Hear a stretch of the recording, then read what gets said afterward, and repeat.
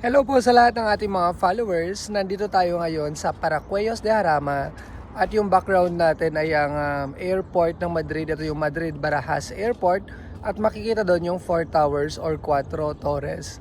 Talagang sinadya kong pumunta rito para ma-motivate kayo no, na i-push ninyo yung inyong dream na pumunta dito sa Spain. At normally kasi pag pupunta ka ng Spain, meron yung dalawang malalaking international airport which is Barcelona at saka Madrid. So, more or less, dito kayo lalapag sa Madrid at ito nga ang Madrid Barajas International Airport. Marami kasi siyang mga flights internationally at unfortunately walang direct flight na galing sa Pilipinas. No? Pagpunta nyo dito sa Spain, kahit Madrid man yan o Barcelona. Ang ganda rito. Sana isang araw makapunta rin kayo dito. So, welcome to my channel, Nathaniel Travels. Maligayang pagdating sa Madrid Barajas Airport. Charot. Well guys, yan ang airport. Meron diyang isang Iberia airplane na nasa runway. Yung apat na torre doon, yun ang tinatawag nating 4 towers o 4 torres sa Espanyol. So, eto na yung airplane ng Iberia at magte-take off na ang airplane. Ayan. Ang galing no, ang ganda ng view dito, sobrang klaro siya. Perfect yung oras na pagpunta ko dito at ang ganda. Ganito pala yung view na malapit sa airport. Andiyan yung mga iba't ibang pueblo ng Madrid. Ayan, pataas na siya.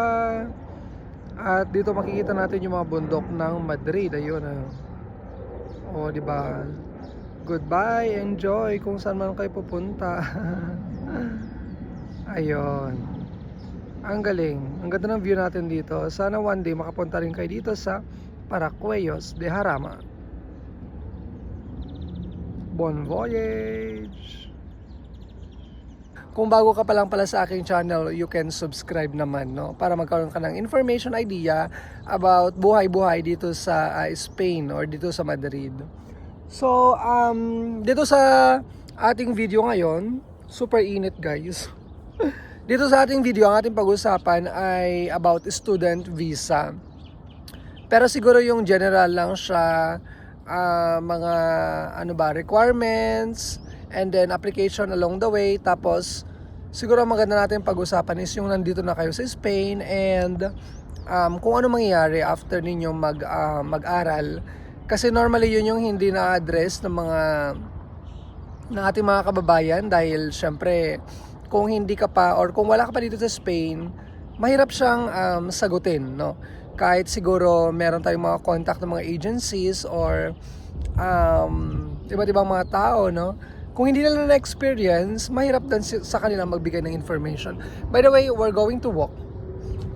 Nandito tayo sa isang tawag nito, viewpoint ng Paracuellos de Jarama. Ayan, kung saan nga very clear nating nakikita ang Madrid International Airport or yung Barajas.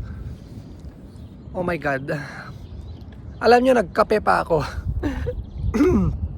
bago mag-video dahil sobrang antok ako. Sunday ngayon at talagang sinadya kong pumunta rito. Ang ganda ng park nila dito sa Paracuellos de Jarama. Marami yung mga buses na pupunta rito, by the way. Kung galing kayo ng San Sebastian de los Reyes, bus 210.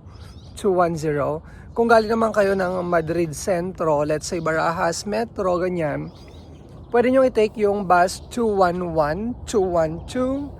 Meron pa yung sa 247 ata yun or 257, dadaan din siya rito. Meron din silang nocturnal na bus. Nakalimutan ko na, hindi ako sigurado. Bus 203 ata yun. So ayan. Ang ganda na dito, ang ganda ng view. Alam ko parang bibihira pa lang yung mga Pinoy na nakakapunta rito.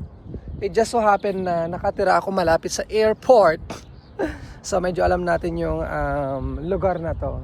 Ang ganda niya guys. Asan yung bus? Ayun, yung green na bus na yon. Diyan kayo sasakay papunta rito pag galing kayo ng Madrid or San Sebastian de los Reyes.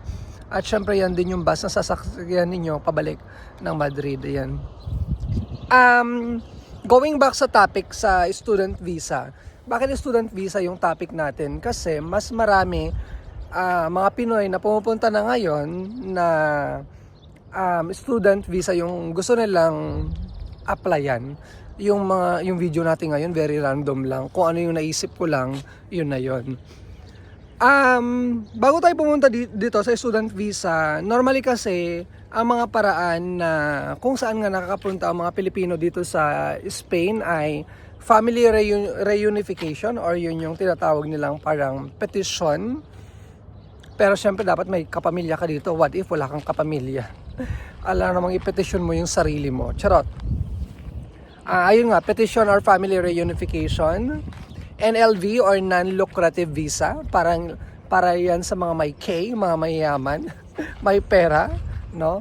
Meron akong kilalang isa, pero siya pa lang ata yung nakilala ko. So parang nakaka-amaze na nakakuha siya ng non-lucrative visa. Yun yung parang pumalit dun sa golden visa dati. Yung golden visa naman, kung meron kang property dito, and again, suntok sa buwan yun dahil dapat may pera ka, mayaman ka, no? Ano ka, si Bea Alonso. Parang si Bea Alonso ata yung last na kilala ko na nakakuha ng golden visa dahil meron siyang property dito sa Madrid. Nakabili siya ng, I think it's like, apartment or piso, yung nabili ni Miss Bea Alonso.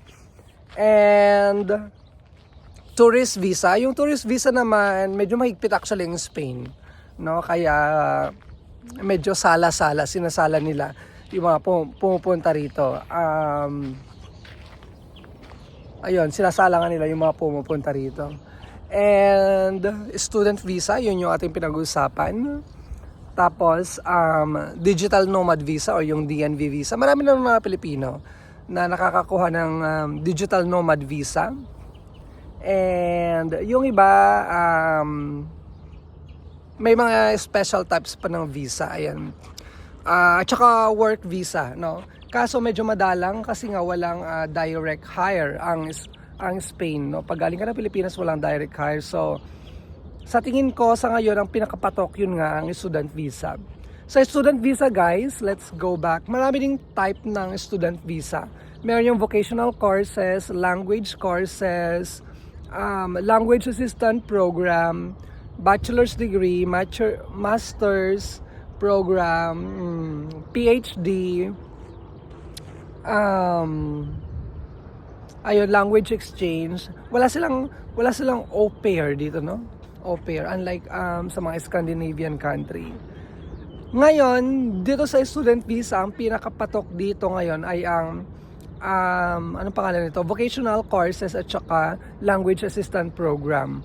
Pero for next year, ang language assistant program medyo kukonti yung nag-participate. May problema kasi na parang they are fixing or inaayos nila. And so ang pinakapatok or hindi ko naman sinasabing mas madali, mas maraming opportunity siguro vocational at saka language courses. Ganyan. Ngayon, maraming mga affiliated na mga schools or institution para mag-apply ng language or vocational courses. Just to make sure na ang kalaban kasi natin dito is yung visa itself, no? Makakakuha ba tayo ng visa kahit naka-enroll na tayo? Ganyan. And it would take a lot of time para mag-research ng school na kung saan gusto nating mag-apply, no? Like vocational or language. I heard recently na parang maraming nadi-deny pagdating sa application nila sa vocational kasi parang sabi nila is like dapat daw yung free tuition. Yun yung nakakahikayat kasi sa ating mga kababayan. Yung free tuition dapat para sa mga resident lang dito sa Spain, ganyan. So, let's say nakapili na kayo ng program, vocational language or whatever, mag-apply na kayo ng visa. Ayan. Sa Pilipinas kasi medyo parang hindi ko lang alam kung super higpit na sila. Although kahit tourist visa naman medyo mahigpit sila. Hanap nga ako ng konting lilim. Baka hindi nyo na ako makita. Okay, dito medyo may konting ano. Ayan. So, ang tip ko lang, pag nakukuha ka ng student visa, just to make sure na makakakuha talaga kayo ng visa at hindi kayo madi-deny. Kung legit naman yung program, feel ko hindi naman kayo madi-deny. And, para maingay yung plane. True. And, syempre, yung inyong financial. Feel ko dito nagkakatalo sa financial at saka yung sa program. Sa program kasi as long as na makapag-provide yung school ng parang, ang tawag nito, enrollment form or acknowledgement na mag-aaral kayo doon. And I think that's enough, more than enough.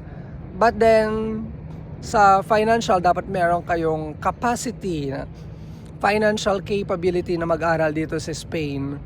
To be honest, mas mura siya kaysa sa mga iba't ibang other European countries. But then again, kailangan mo pa rin ng pera, no? Kung ikaw ay isang ordinaryong mamamayan lang or Filipino from the Philippines, medyo malaki pa din siya. Kasi kung ang pinag-usapan natin is like million, let's say average earner ka lang sa Philippines or average earner ka sa Philippines, hindi rin siya ganun kadaling i-provide. Okay, yung million, half million or 1 million let's say. Tsaka syempre dapat established na yung bangko mo. I think that yun yung mga reason kung bakit nadi-deny yung student visa from the Philippines. Kasi nga feel ko parang binibigyan lang nila yung mga karapat-dapat, no? Or my K, para kumuha ng student visa directly from the Philippines. Ngayon, kung halimbawa nakakuha na kayo ng visa from the Philippines, alam nyo yon, tuloy-tuloy yung laban, tuloy-tuloy yung process. So, magbubook na kayo ng airline, nandito na naman yung anxiety, first time mo bang pumunta ng abroad, paano yung ganito, paano yung ganyan, ang daming question.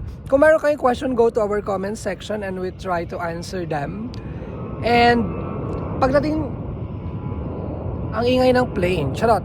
Pagdating nyo dito sa Spain, another battle ulit. Lalo yung first month or first weeks ninyo. Siguro magandang tanungin sa sarili nyo, marunong na ba kayo mag-Spanish? Kaya ko na bang gumawa ng, ang tawag dito, yung parang mga basic conversation, no, sa mga Espanyol? Maintindihan ko kaya. Another battle talaga yung language. So I would suggest na mag-aral na kayo ng Spanish habang nasa Philippines pa kayo. Ayan. Para naman pagdating nyo dito, hindi kayo parang, tawag nito, zero knowledge sa Spanish. Napaka-importante yun. And then eventually, if you want to look for a job para magtrabaho, kailangan din nyo yun. Paano kayo makikipag-communicate sa kanila kung hindi kayo marunong mag-Spanish? Unless, yung client niyo, yung amo niyo is magaling sila mag-English, which is, sa lahat ng case, hindi ganon. So, kailangan pa rin ninyong mag-aral or matutuhan ang Espanyol or yung language nila. And then eventually naman, kung gusto nyo mag-apply ng citizenship, gagamit din ninyo yung language. So, napaka-importante talaga yung language. Grabe, sobrang init. Maghahanap mga ako ng konting, ayan, ito. Klaro pa ba yung aking pagmumukha, Char? So nasaan na tayo? Nandito na tayo sa Spain, no? Marami pa ring mga kailangan ninyong malaman, no? Ano ba yung dapat kong gawin sa mga first days, ganyan. Para sa mga wala pang idea, syempre kailangan nyo kumuha ng empadronamiento or yun yung, hindi klaro yung mukha ko dito, no?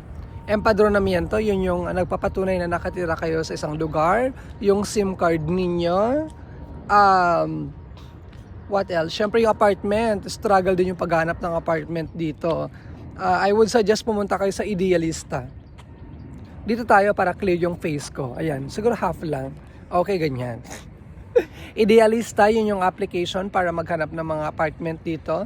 Wag na wag kayong magbibigay ng down payment hanggat hindi nyo pa nakikita yung may-ari or yung apartment or yung piso. Dapat makita nyo, dapat maging kayo, sigurista. No? Yun yung term doon, no? Huwag kayong magbibigay agad-agad, baka kayo may scam.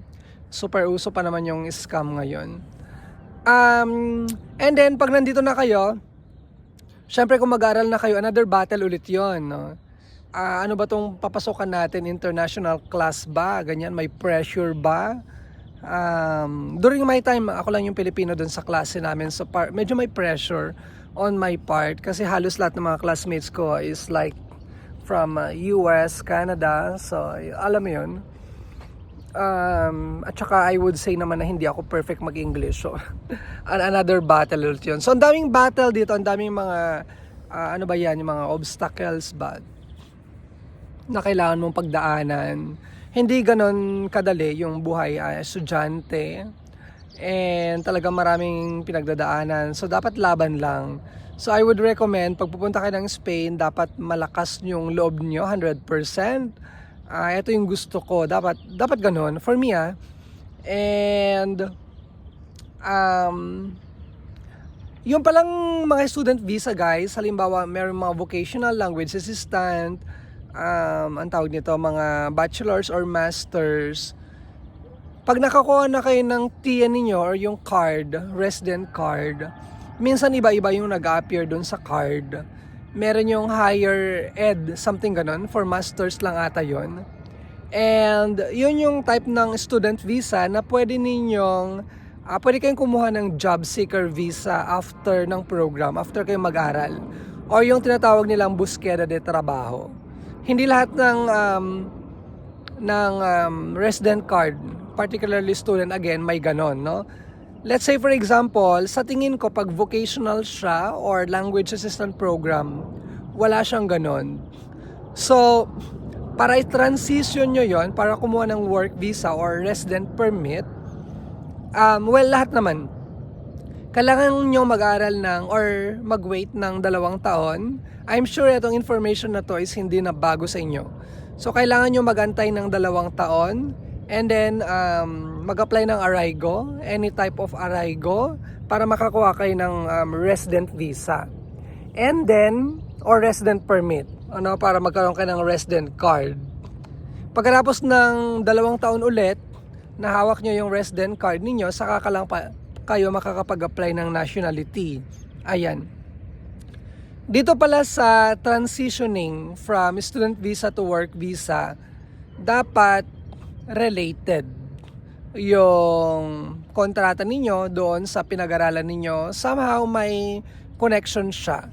Unless, for example, si Pablo, meron siyang student visa, and then pagkatapos ng 2 taon, nag-expire yung kanyang student visa. Tapos nag-apply siya ng any type of work. I think pwede naman siya. Basta merong amo na pipirma, and then mag-apply na siya ng resident permit. Pagkatapos ng 2 taon na resident permit, pwede na siya mag-apply ng nationality. Dito pala sa pag-apply ng nationality, sabi ng aking mga friends and people here, mga Pinoy, no, dapat daw huwag kang mag-apply na eksakto yung na eksaktong 2 taon. Dapat daw magantay or palampasin mo yon like 1 or 2 months bago ka mag-apply, dahil meron daw atang mga nadi-deny, ng citizenship kung halimbawa na sinasakto nila yung kanilang pag-apply. So yun yung tip nila. And what else? Meron palang dito. Pwede kayong pumunta dyan, tapos mag-take ng photo or And marami guys, ang daming process pa na kailangan nyo matutunan. Lalo na pag nandito kayo sa Spain. So, para sa akin, continuous yung process, laging merong bagong information. Pag nandito ka sa Spain, kailangan mong mag-book ng appointment, no? Para magkaroon ng resident permit, mag-book ng appointment ng ganito, mag-process ng mga documents. Alam mo yon, ang dami. May mga Pinoy na halimbawa mag-book ka ng appointment mo dahil kailangan mong mag-process ng resident card. Yung iba magbabayad pa sila dahil ng service dahil medyo mahirap kumuha. Tapos ang hirap maghanap ng appointment. Meron yung mga ganitong struggles na pinagdadaanan natin na minsan sa mga agencies hindi nila to sinasabi dahil una-una sa lahat hindi naman sila nakatapak dito sa Spain. Wala naman silang idea pa siguro And yung iba, hindi na nila sinasabi siguro yung negative things na nangyayari dito. Dahil, syempre, kailangan nila ng aplikante, no? So, baka hindi na nila dinadivulge sa mga applicants nila. So, at least, medyo siguro nakuha niyo yung time frame, no? And, ayun nga, pag nakakuha na ng resident card, dapat alam nyo kung saan kayo, kung ano yung ginagawa ninyo, yung path ninyo. Maganda rin namang i-document nyo lahat. Isulat ninyo ganyan. Let's say for example, nagbabalak kayong kumuha ng citizenship. So habang meron kayong resident card, dapat nag-aral na kayo ng Spanish or nag-take na kayo ng exam. Bago pa yon kasi forever naman yung let's say yung DELE na exam, wala namang expiration yon. And then yung CCSE exam or for the culture and social valid naman yun for 4 years. So dapat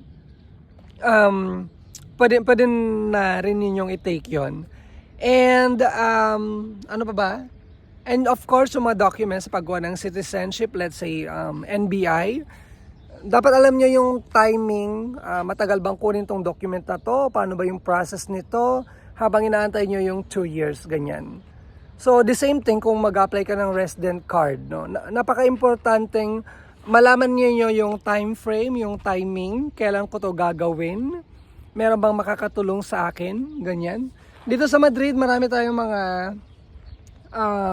friends or kilala na nagpa-process sila ng ganito, meron silang kilalang mga attorney and more, no? Ang dami dito. It's not really na, business na nila, but at the same time, nakakatulong din naman sila sa mga kababayan natin. Lalo kung bago ka pa lang talaga sa Spain, you need help. Siguro, of course, alam nyo naman na we need to get to know other people. Kailangan natin makisalamuha. Kailangan natin may makilalang Pilipino para merong mag-guide sa atin kung ano ba dapat yung ginagawa natin, ano yung process, ganito. So that's another thing. Kailangan nyo magkaroon ng circle. Siguro mas maganda kung ang tawag dito, mga baguhan din lang yung mga kasama ninyo para at least kayo na mismo yung tutulungan sa mga process ganyan. Grabe guys, sobrang init. Okay. Ayun, so sana meron namang sense, may saysay yung aking pinagsasabi dito. Charot. Yeah, feel ko meron naman na kasi mahirap siyang mag-umpisa, to be honest. Nung ako yung nag-uumpisa sa paggawa ng student visa, syempre from the Philippines pa yon. Meron din naman ako mga ang tawag nito, mga taong tumulong sa akin na makarating dito, and I am grateful for them, for the help. Ayan, siguro just surround yourself sa mga taong mabubuti, tsaka yung genuine yung kanilang meron silang puso na tumulong. For me, okay din lang naman siguro na magbayad kayo ng kanilang service or whatever, basta makuha ninyo kung ano man yung gusto nyong ma-achieve, no? Ayan, ayun lang again. Ito ang Madrid Barajas Airport. I feel like perfectong lugar na to para naman ma-motivate kayo, yun nga, no? Na i-push ninyo yung inyong dream. Kung mayroon kayong question, go to our comment section and paki-subscribe na rin for more videos.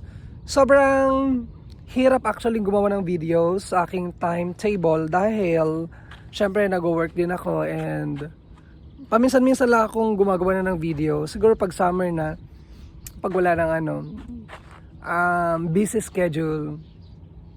Ay, gusto niyo pa pag-usapan pala yung ano ba yung work na pwede nyong magawa dito, or ano pala na to? Part-time. Kung kayo ay estudyante, in demand po dito sa Spain ang English teachers. So, pwede kayo maghanap ng mga language academies and mga private classes.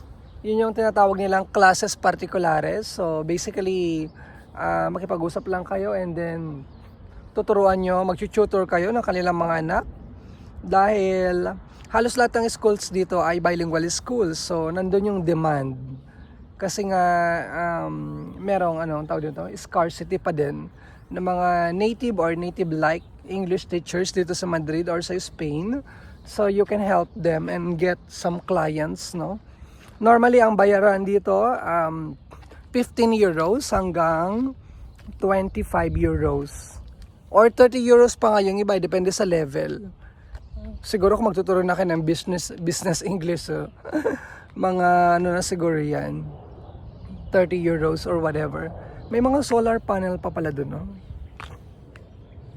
Actually, first time ko dito sa Paracuellos de Jarama viewpoint. Meron pang isang town dyan, ayun, no? Hindi ko lang alam kung anong pangalan ng town na to. Tapos dito yung kanilang libingan ng bayani, ayun. Ito yung parang malaking cruise doon. Ayan. So marami pang mga towns dito, guys, ng Madrid. Napakatahimik pala dito sa Paracuellos de Jarama. Hindi ko lang alam kung ngayon lang dahil linggo or maybe everyday siguro. Ayan. So medyo klaro ba yung ating video? So yun, anyway, regarding the part-time or work, depende na kung kaya ng katawan nyo or whatever. Pwedeng mag-work sa bahay, restaurant, hotel, as long as na legal yan, then go. Anyway, for student visa holder naman, meron tayong, ang sabi nila 30 hours every week. Yun yung palagi kong nakikita. And ang alam ko nga dati 40 hours per week yung allowed tayo mag-work, ganyan. So ayun, yeah, opportunity siya. And kaya ko to dinidiscuss is syempre, actually parang pahapyaw pa nga lang tong video na to, no? Sa sobrang dami nang pwedeng i-discuss about student visa kasi hindi naman siya ganun ka simple lang, no? So yun, madaming opportunities, and eto nga yung pathway para magkaroon kayo ng residency and nationality in the future. Sana makuha ninyo yon at makamit din nyo kung ano man yung gusto nyo sa buhay. Syempre, mostly naman kasi sa atin, like, we are doing things, ginagawa natin yung mga bagay-bagay. It's not just for us, it's also for our family. Dahil mostly ng mga Pilipinos, mga family-oriented, at ang tawag nito, at syempre, yung pangarap ng iba, pangarap din natin, parang ganyan. So, kung merong information, we're trying to let our kababayans know naman. Yan. Okay. Itim na siguro ako dito ng bonggang-bongga. Alam nyo ba dito, hindi sila mahilig magpayong, yung mga Espanyol, mga Pilipino lang. Sobrang, ang bilis kasi, like for example, yung kulay ng ating balat, ang bilis niyang magbago. Lalo na pag summer. Sila, magbabad lang sila dyan. Hindi pa sila iitim, parang gusto na nila mag-tan. Pero tayo, konting, anong tawag dito, babad ko lang sa under the sun. Ang itim na, sobrang itim na ako.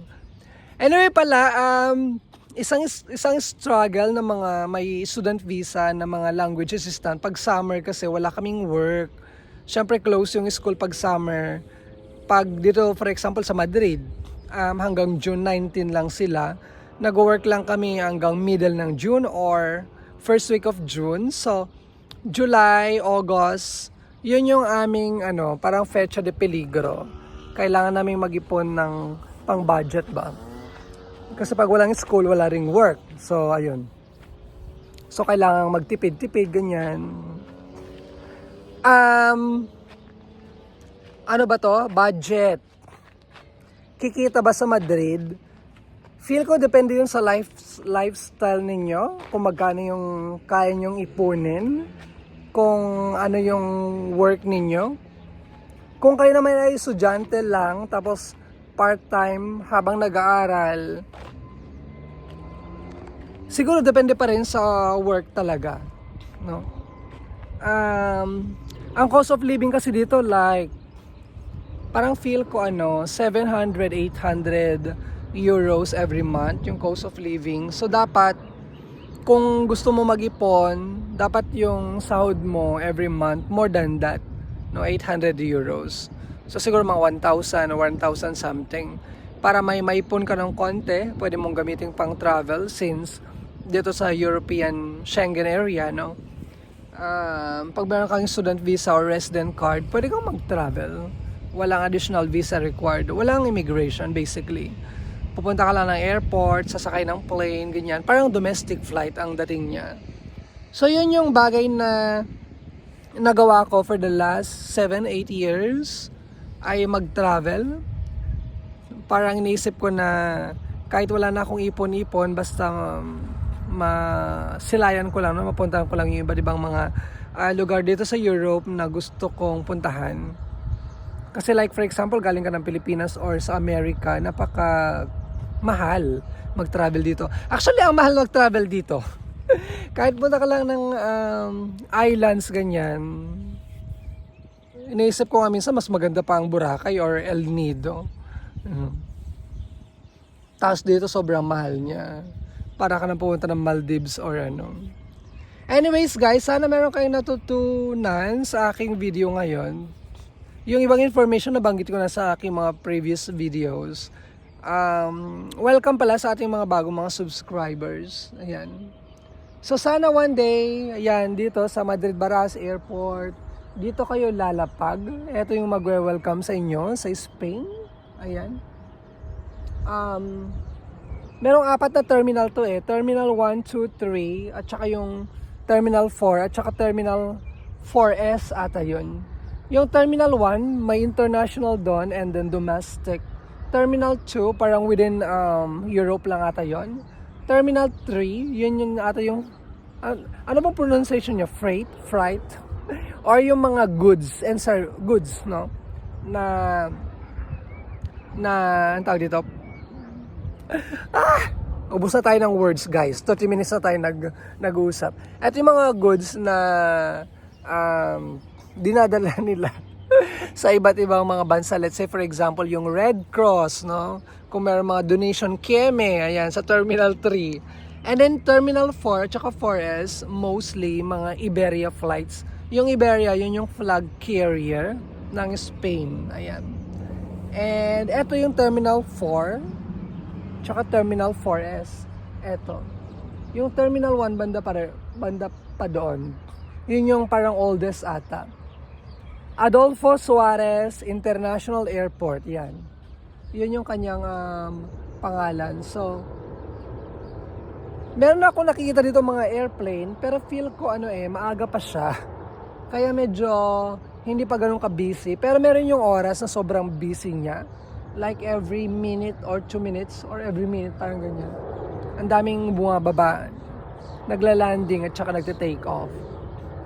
Pero ngayon, parang medyo chill pa lang siya. Siguro later, between 3 hanggang 7 ng hapon nata. So marami.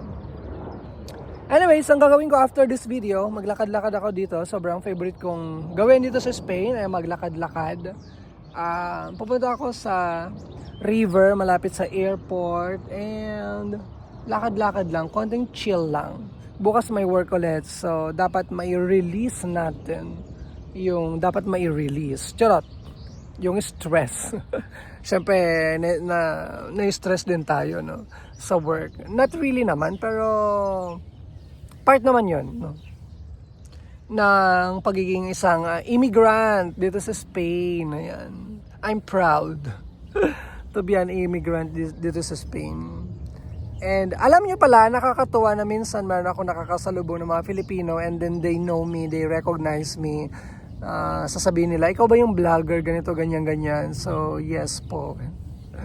Ayun, nagka-hi naman sila. Then yung iba, kasama ko sa program ko ngayon bilang isang language assistant dito sa Spain. And they are so nice naman. Nakipag-selfie pa sila. Yes. Ayan. Okay, siguro enough na muna itong video natin dito sa park na to. Again, welcome to my channel and welcome to Madrid. Welcome to Paracuellos de Jarama. See you sa aking next video. Bye! Meron na namang isang airplane guys lilipad. Bakit parang late ng airplane na to?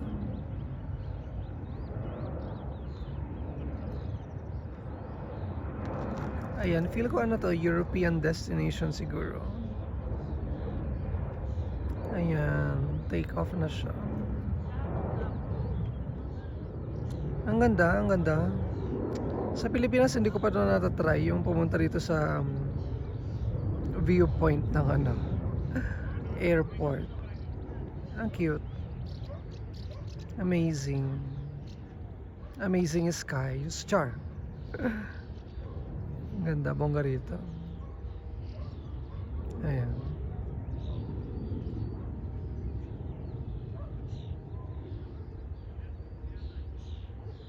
Guys, lumapit na tayo sa airplane. Eto na siya. Nasaan na kaya? Oh my God. Wow. Ang lapit natin.